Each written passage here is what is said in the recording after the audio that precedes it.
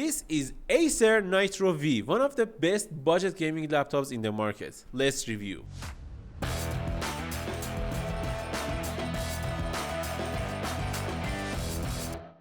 Acer Nitro V was always one of the best options in budget gaming laptops. And the problem with these laptops were they have a lot of flaws. And this year, Acer changed the whole chassis, and I think we are going to see a lot of improvements in these laptops. Let's start with the body and chassis design. The chassis of laptop made from two materials, plastic and aluminum. It feels good, it doesn't feel cheap at all, and I like it. It has good stiffness to it, and there's nothing wrong with it. The keyboard has only white backlight, which is good. It is better than last year's model with only red accent keyboard, which is good, but there is other options with 4-zone RGB, which is good.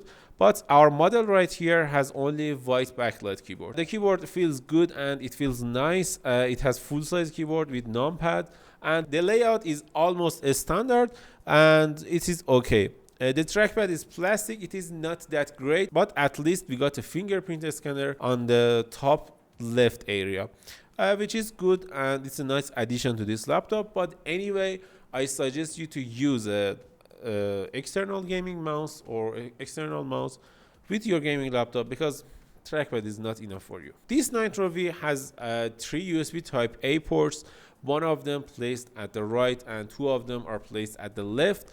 We have one audio combo jack on the right, 2 LED indicators for laptop status, and we got one Thunderbolt 4 port on the left, which is good because some laptops like Lenovo Look doesn't even have a Thunderbolt port. And we have RJ45, we have HDMI 2.1, and we got one more port for charging, which is good because it has a small charger at only 135 watts that you can easily carry around without any problem. The laptop weighs around 2 kilos, and with the charger it weighs around 2.3 kilos, which is nice. Also, the hinge is stiff, and overall I think I like the quality and the design, especially the lid. It has a nice design, and it's a nice addition, and it's a nice touch for the laptop, and I kind of like it.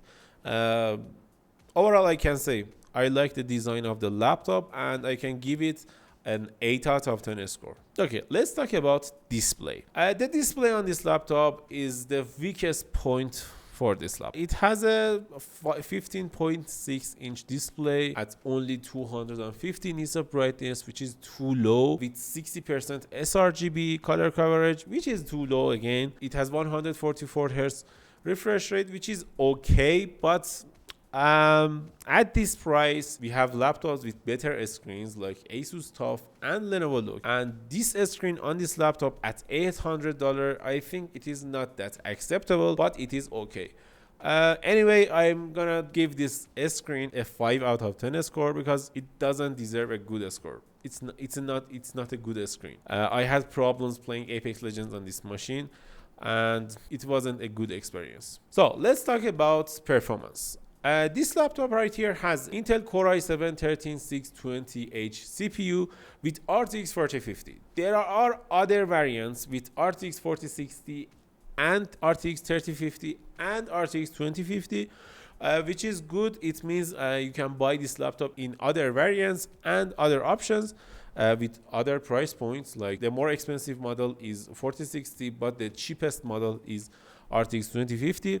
Overall, I can say the performance on this machine was acceptable. Like in Cinebench R23, we got more than 13,000 points, which is good. It means this can handle CPU tasks easily without any problem, because this score for this CPU is kind of common, and I can say it's a good score for this laptop.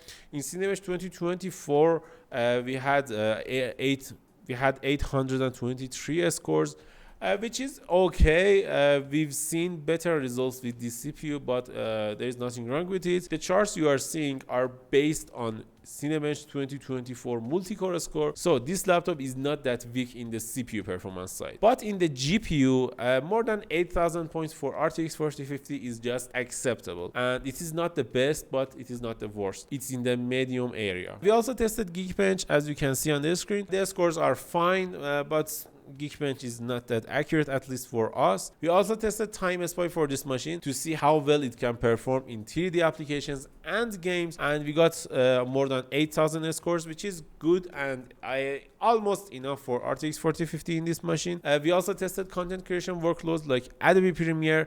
We got almost 7 minutes render time, which is okay, but it is just okay. We've seen better results with this CPU and GPU. We also tested Adobe After Effects in this machine, and we got 6 minutes and 24 seconds of render time, which is good. I can say it can render well, it can perform well in Adobe Premiere and Adobe After Effects applications. We also tested some games in this machine to see how well it can perform in games. In Cyberpunk 2077, we tested preset ray tracing ultra, preset ray tracing ultra plus frame generation DLSS 3, preset ultra without ray tracing, and we have one preset called Amin mode. It's named by me, and in this test we tested the machine without any help from AI or DLSS or something like that, and we turned on ray tracing at ultra preset without anything. We got okay results. I think they are good enough for this laptop with this thin chassis. We also tested Rainbow Six Siege on this machine in ultra preset, high and lowest preset, which showed us this laptop can easily outperform the 1080p screen it has, and it was good. We also tested Valorant on this machine, and Valorant is a CPU heavy game, so it can show us how well the CPU can perform. And as you can see on the screen, the scores were fine. I think they're good. They're good.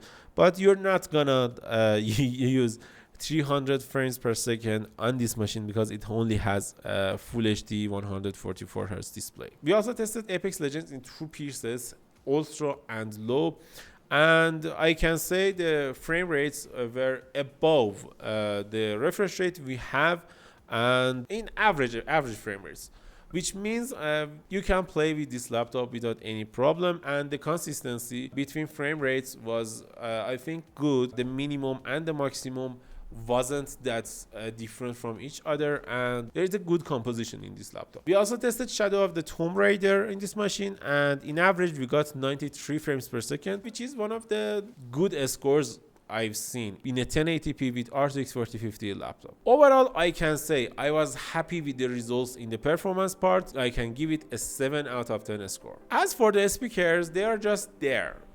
They are here to do something for you, but they are not great, and I suggest you to buy an external speaker without any problem, like JBL Go 3-4. They are only $40. So this is the webcam quality of Acer Nitro V 2023. What do you think about it? It has 720p webcam and it is almost okay. What do you think about it? Tell us in the comments below. This laptop has a 57 watt-hour battery, which is good, but the battery life was almost 5 hours, and it is not that enough to help you get through your day, but it can be charged with Type-C ports or the charger included in the box, which is a small charger. It has no problem carrying around this charger, but I want to see better battery life with this CPU. Overall, in conclusion, I can say I kinda like this laptop and I can suggest you to buy it, but in one condition. If you want to buy a gaming laptop with decent performance and be a laptop, not a gaming laptop.